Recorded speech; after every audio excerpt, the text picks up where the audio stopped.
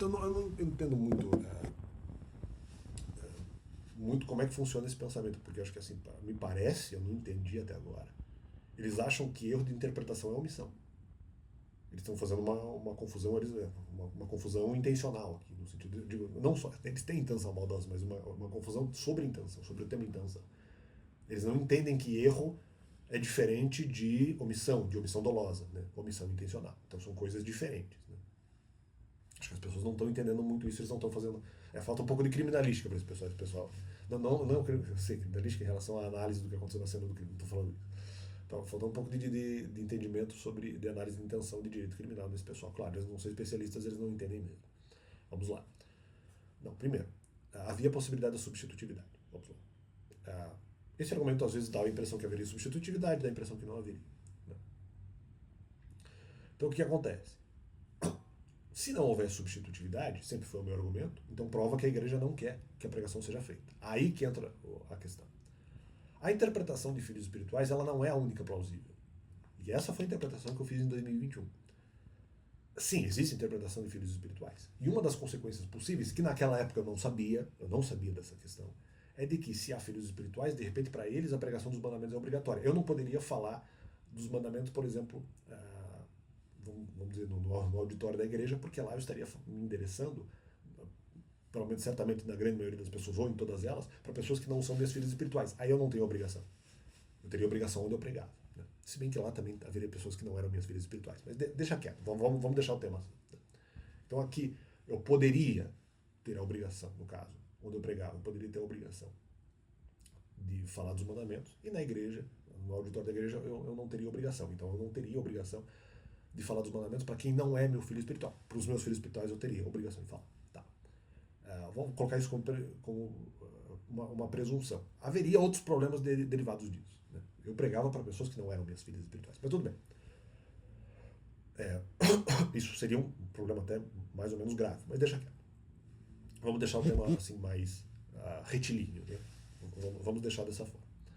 Eu não sabia dessa interpretação de que para filhos tinha que falar e para não filhos não tinha. Eu não fiz essa interpretação naquele momento. Então, por que eu não fiz essa interpretação? Porque para mim, antes de as pessoas serem consideradas minhas filhas espirituais, elas estão vinculadas à igreja. No caso, a qualquer igreja evangélica. Não que eles se tornassem necessariamente membros da igreja que eu frequentava, mas eles poderiam ir para qualquer igreja evangélica. Mas aí que tá, eles estariam dentro da igreja. Né? Então haveria essa questão. Então, antes de eles serem filhos espirituais, porque essa é uma interpretação mais metafórica, literalmente eles seriam crentes. Eles seriam crentes. Aí eu não interpreto como filho espiritual, eu interpreto como pessoa que quer se membrar, não necessariamente a igreja que eu frequentava, mas qualquer outra, ou que às vezes não vai se membrar, mas vai frequentar igrejas evangélicas. Eles são crentes, e aí eu entendo que a igreja não quer que pregue. Então aí que tá, eu não interpretei eles como filhos espirituais, que eu teria a obrigação de falar dos mandamentos. Que não é uma interpretação que eu entendi que eu era proibido de falar dos mandamentos para os outros. Eu não fiz essa ligação. Aliás, esse argumento nunca foi dito. Eu cheguei a interpretar isso depois, mas só em 2022. Eu não interpretei isso antes, desse jeito. Da questão, para quem não é filho espiritual não precisa, para filho espiritual precisa. Eu não fiz essa interpretação. Isso não ocorreu. Né? Esse liame, né? Não houve isso. Como não houve isso, e um dos motivos pelos quais isso não ocorreu, eu não tive esse pensamento, é que eu interpretei eles como crentes, não como filhos espirituais. Não só como filhos espirituais.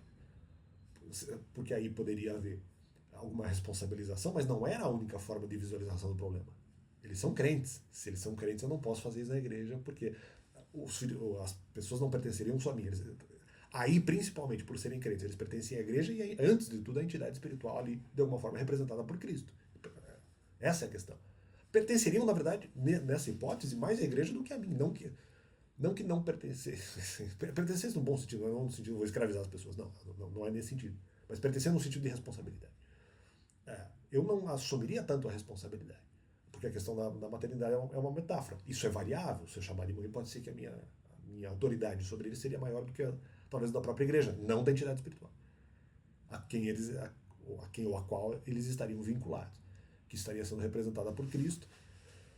E que poderia por trás ser ali uma outra figura, então, uma outra entidade, enfim, independente. Mas nesse sentido, né, no sentido de entidade, que é justamente quem eu entendo que vamos dizer, pessoa espiritual que me trazia mensagens. As pessoas pertenciam a ela, né? Antes de pertencer à igreja ou antes de pertencer a mim. Só que quando eu coloco que as pessoas são crentes, elas pertencem mais à igreja do que a mim. E aí eu não posso fazer. E aí eu não posso fazer essa pregação, né? Ah, então fica esse complemento do canal. Não é a única. Então como que eu deixei as pessoas presas se elas na verdade não pertenciam a mim? E aí que tá. Se a igreja não quer substituir, é porque ela não deseja que fale dos mandamentos. Eu não fiz a separação de que eu tenho a obrigação de falar só para filhos. Eu não fiz essa separação na época. E eu seria proibido de falar para outras pessoas. Eu não fiz a separação. Então, consequentemente, ah, aí que tá. Se eu não tenho, se eu não faço essa distinção de falar para filhos e não filhos, ou não falar dos mandamentos, tanto também deixar de falar dos mandamentos para filhos e para não filhos, automaticamente a interpretação que eu estou fazendo é, eles são, aí que tá, esses meus filhos espirituais, eles são tão crentes quanto os outros que não são filhos. Então eles pertencem à igreja, justamente então, porque eles são crentes. Então o fato de eles serem filhos espirituais, naquele momento, não importa, porque a interpretação que eu estou fazendo é, não, peraí, eles não são filhos espirituais, antes de tudo eles são crentes. Junto com os outros não filhos. Então a igreja não quer perder esses crentes, isso que eu estou dizendo. Ela não quer perder, no caso ali, quem seria, entre aspas, os meus filhos espirituais. Eles não querem perder esses fiéis. A igreja não quer perder fiel. Se a igreja não quer perder fiel, por que eles vão pedir para eu falar dos mandamentos?